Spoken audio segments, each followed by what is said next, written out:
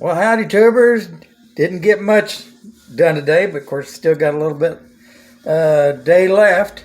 So, of course, I was told I was going to take my neighbor to the, can't say hospital because it wasn't really a hospital, but to get some cancer surgery done. And I asked him this time what I was on. He really didn't give me an answer, at least one I can tell. But this is his 10th time of going in and getting the cut on for cancer. And so, anyways, give him some prayers. I sure do.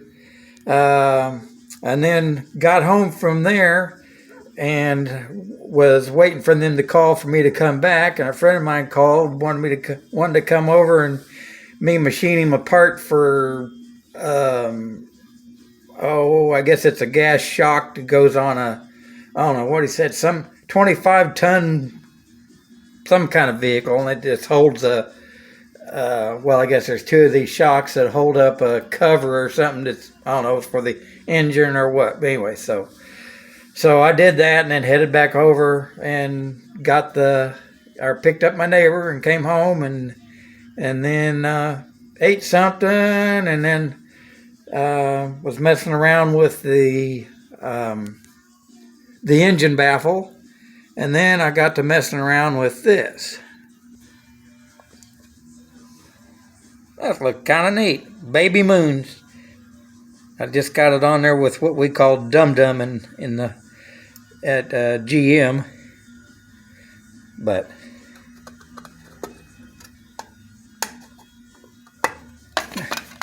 just a different look. So, anyways, was messing with that. Of course, the only reason I could mess with that was because of the English wheel I made years ago. Of course, it's just out of aluminum, but if you're doing aluminum, shouldn't wear it out, I don't guess, but it works for me. That's how I made the inspection covers and everything on my Ultra Cruiser and on the H5. Make them bowl shaped, and then I take a used, if I've still got some left, I usually don't throw them away, used hacksaw blade and grind the teeth off of it, and then rivet a piece of that onto the inspection cover so that it'll hold it into the hole. And of course, that spring steel is pretty hard stuff to drill, so that's when the little trusty roper punch comes in handy. Of course, I've got several of them. This one's set up for 1/4 inch. I mean, of course, you've got all these different dies or whatever you call them. And then I got this one set for 3/16, and I got one for 1/8 and 3/32. And you might check if they still have these, but I mean, this was 12 years ago that I got these from Harbor Freight for like 17 cents or something like that, because they were selling out of them. So I went back and got another one, and then the next day I went back and got 2 or 3 more and gave them away for presents, because hey, it's still good even though it was cheap. I mean, I have never broke one of these, but I'll say yet. Of course, usually just using it on aluminum, or of course on that spring steel, and I'm doing 1/8 inch, I think I use 1/8 inch rivets, not 3/32 solid rivets, but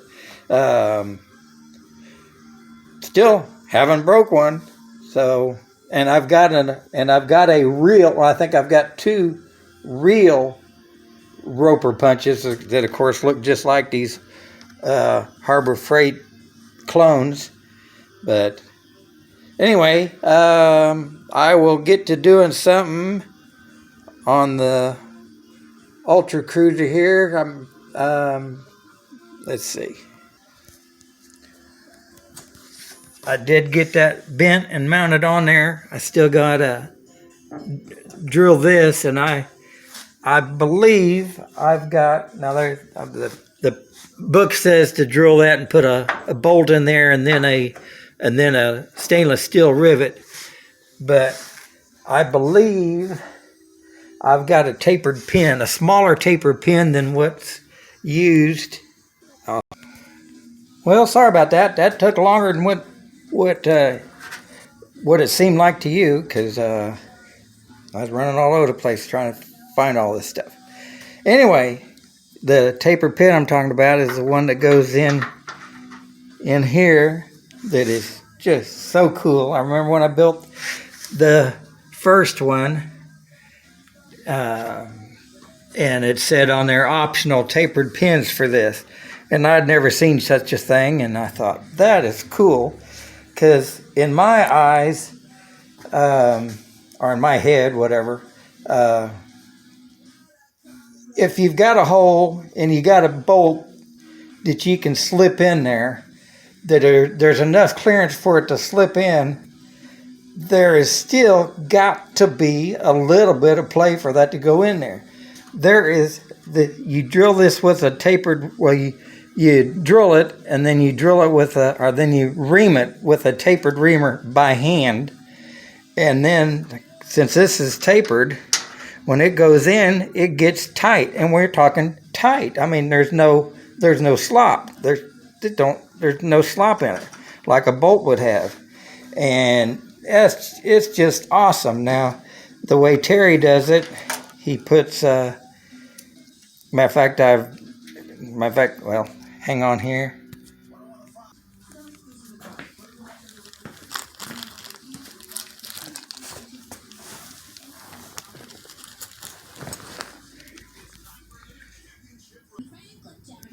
Well, I forgot to turn it on. Now I don't know where I was at. Oh, man. Well, I forgot to record, so I don't know where I was at. Maybe, well, I might be going over it again. But having that, if I'm doubling this up, well, just consider it still be a longer video then. But using this tapered pin that I got from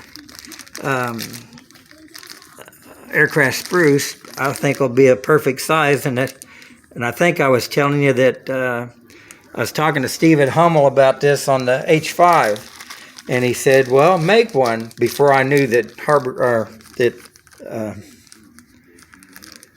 Aircraft Spruce had these other sizes, so I came down, got on the lathe, and machined one. But I machined it to fit a reamer that I've got, and I'm not sure what reamer size this will take. Now, like I say, I don't know if it got in the last video or not. I don't think it did, but the reamer I bought 12 years ago to do the first Ultra Cruiser was a Brown & Sharp, and I believe it's a number 3 taper. And I will check that out. Here it is. It's a tapered reamer, Brown & Sharp.